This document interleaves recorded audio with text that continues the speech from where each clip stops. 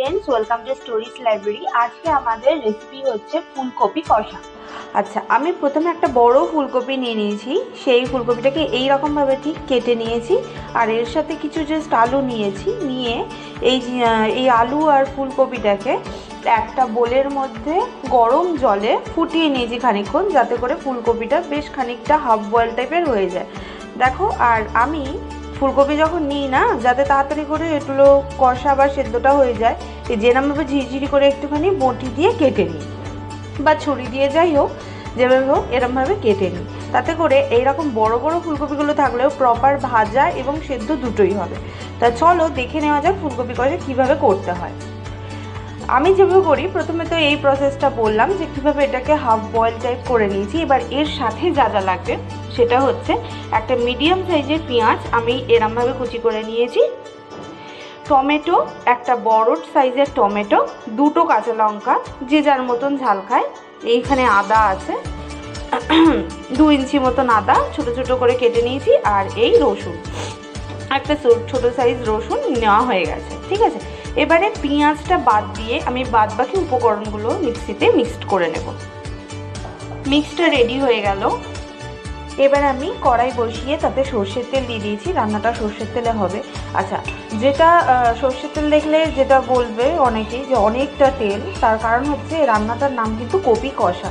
যেমন আমরা মাংস কষা বা কষা মাংসতে আমরা যেরকম তেল কম দিয়ে রান্নাটা করতে পারবো না, সেরকম কপি কষাতেও যদি সর্ষের তেল কম দিয়ে রান্না করি তো রান্নাটায় কিন্তু স্বাদ আসবে না। তাই স্বাদযুক্ত করতে গেলে ঠিক এই রকম আমি হাফ কাপ মতন সর্ষের তেল নিয়েছি।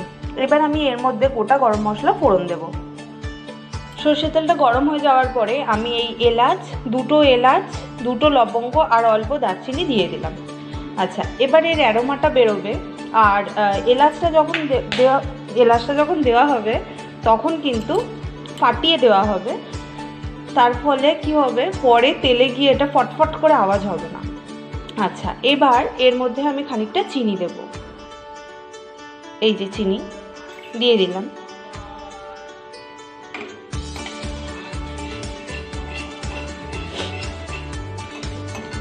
খুব সুন্দর একটা গরম মশলার যে সেন্ট, এলাচ লবঙ্গ দারচিনি একটা মিক্স সেন্ট বেরোচ্ছে। এতে এবার কেটে রাখা পেঁয়াজগুলো দিয়ে দিলাম।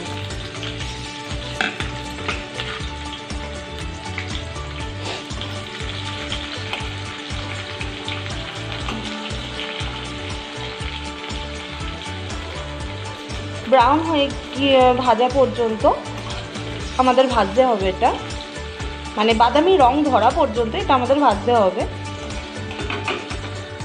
সোনালি রং হয়ে যাওয়ার পর এই যে আমি আগের থেকে কপিগুলো রেখেছিলাম এগুলো দিয়ে দেব। এগুলো কিন্তু হাফ বয়েল করাই আছে। ঠিক আছে, এবার এর সাথে আমি নুন আর হলুদ দেব।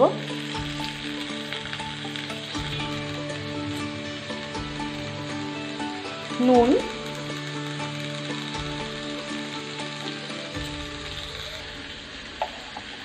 আর হলুদ, এই যে হলুদের পরিমাণ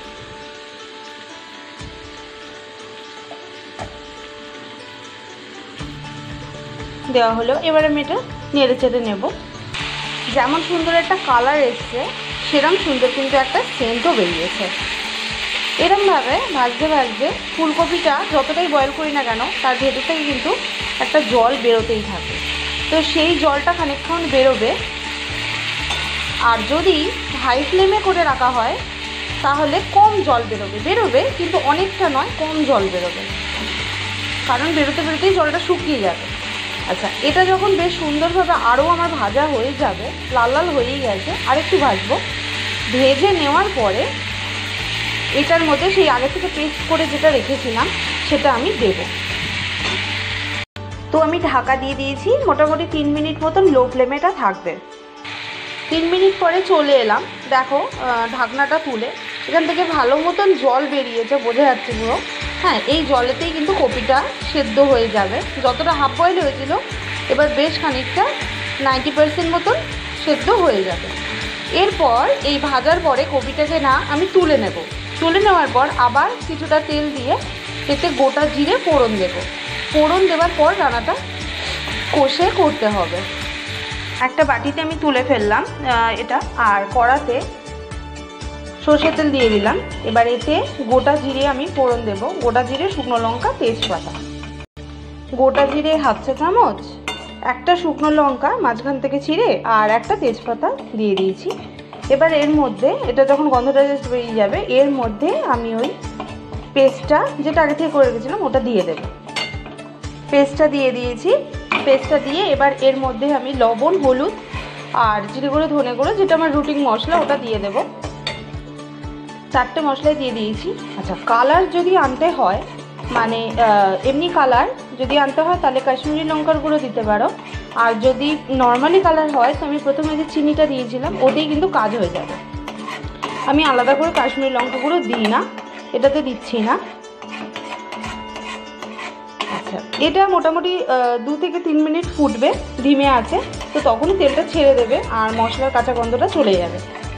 আচ্ছা, একটা কথা বলি, এই যে রান্নাটা কপি কষা, এটা কিন্তু তুমি যখন শীতকাল তখনও কপি উঠলে খেতে পারো, আবার যখন কপি চলেই আসছে, সিজনটা শেষ হচ্ছে, তখনও খেতে পারো।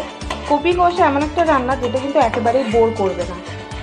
ঠিক আছে, চলো। রান্না করতে করতে যদি মনে হয় যে তেলটা কিন্তু কম লাগছে, তো তেল দিতে হবে। আমি বড় 2 চামচ মতন তেল অ্যাড করেছি।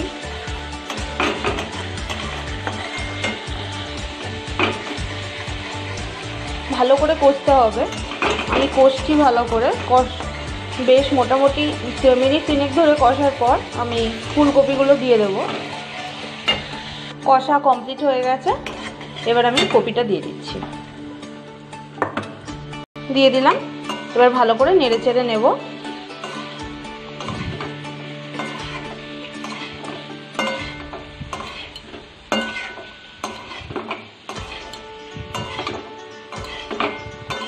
ফ্লেমটা একটু মিডিয়ামে করে দেব।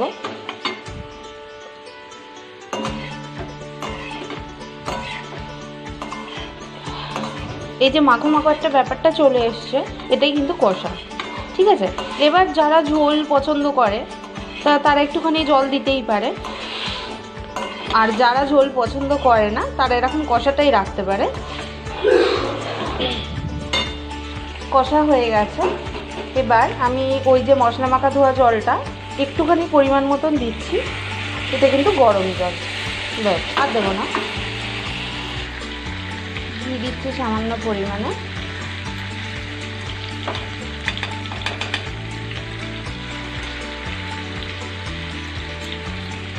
একটু টেস্টটা একটু বেশি হয়, একটু গরম মশলা দেবো। ভালো করে এবার নেড়ে চেড়ে নিচ্ছি।